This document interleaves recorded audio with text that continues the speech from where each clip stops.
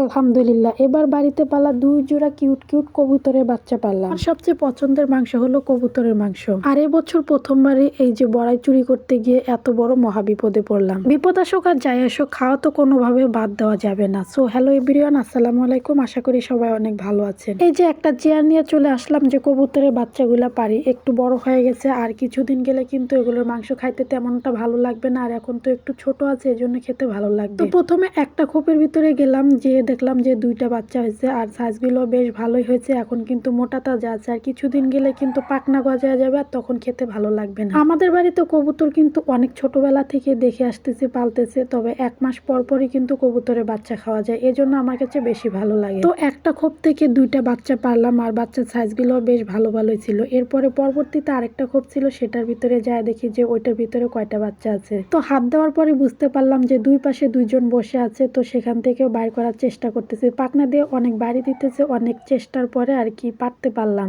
এই যে কবুতরের মাংস আমার এত বেশি পছন্দ, যদিও আমাদের বাড়িতে কিন্তু সবাই খাইতে পারে না। এটা কিন্তু বিষ, ব্যথা, অ্যালার্জির জন্য অনেক ক্ষতিকর, তবুও কিন্তু এটা স্বাদটাই অন্যরকম। আমারও কিন্তু এটা খাওয়া নিষেধ, তবুও কিন্তু আমি এটা খাওয়া বাদ দিই না। প্রয়োজনে আমি অ্যালার্জির ট্যাবলেট খেয়ে নিব, তবুও কিন্তু আমি কবুতর, হাঁস এগুলো খাওয়া বাদ দিব না। যাই হোক, ফাইনালি 2 খোপ থেকে বাচ্চাগুলো পারা হয়ে গেছে। এখানে 4টা বাচ্চা ছিল, মানে 2 জোড়া বাচ্চা ছিল। তো 1 জোড়া একটু বেশি বড় হয়ে গেছে, ওটা আমরা লাগিয়ে দিব। একটা খুব ফাঁকা ছিল, ওইটাতে লাগিয়ে দিব, ওইটা আর জব করব না।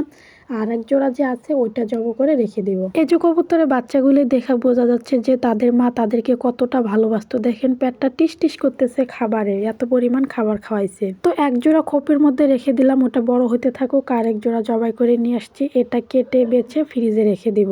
সেই ছোট্টবেলা থেকে দেখে আসতেছি যে আমাদের বাড়িতে কবুতর পালতেছে, তবে 1 মাস পর পরই কিন্তু কবুতরের বাচ্চা খাওয়া যায়, এজন্য কবুতর পালা বেশি ভালো লাগে। এই যে বাচ্চাগুলো পারলাম, কিছুদিন পরে দেখা যাবে যে আবার ডিম পাড়ে দিবে, আবার নতুন করে বাচ্চা হবে। তো 2টা বাচ্চার এতটুকু পরিমাণ মাংস হয়েছে, যদিও কবুতরের মাংস এত বেশি হয় না, এটা তো আমরা কম বেশি সবাই জানি। তো সব কাজ শেষ করে বিকালের দিকে ভাবলাম যে একটু টকটক বড়াই খাই, মানে মাথাটা কেমন যেন লাগতেছে। আর এবছর কিন্তু এখনো বড়াই খাওয়া হয়নি। ভাইরে ভাই, বড়াই চুরি করতে গিয়ে কাটা এমন ভাবে আমার গায়ে টায়ে লাগছে, কি আর করার, তবুও কিন্তু খাওয়া ছাড়া যাবে না। কাটা লাগুক আর যেটাই লাগুক, চুরি করে হোক যেভাবে হোক খেতেই হবে, যেহেতু সামনে পড়ে গেছে, এটা কোনোভাবেও মিস করা যাবে না। তবে এটাকে চুরি করা বলে না, এটা আমাদের সমাজের, মানে আমাদের মসজিদের পাশে একটা গাছ, এই গাছটাতে কিন্তু গত বছর অনেক পরিমাণে বড়াই ছিল। তো গাছটা কেটে ফেলার পর এবছর বড়াই খুবই কম আসছে। তো আমি আর আমার একটা কাজিন দেখে দেখে কয়েকটা বড় বড় বড়াই তুলে নিয়ে আসলাম, আর সাথে তো একটু মরিচের গুঁড়া, লবণ থাকবেই। তো সেটা নিয়ে বসে পড়লাম খাওয়ার জন্য। এবছর প্রথম কিন্তু আজকেই বড়াই খাচ্ছি, এর আগে আর খাওয়া হয়নি। এভাবে যে বড়াই খেতে এতটা মজা। তো যাই হোক, আজকের ভিডিওটা এখানেই শেষ করছি। আপনাদের সাথে দেখা হচ্ছে নতুন কোনো ভিডিওতে। সবাই ভালো থাকবেন, সুস্থ থাকবেন।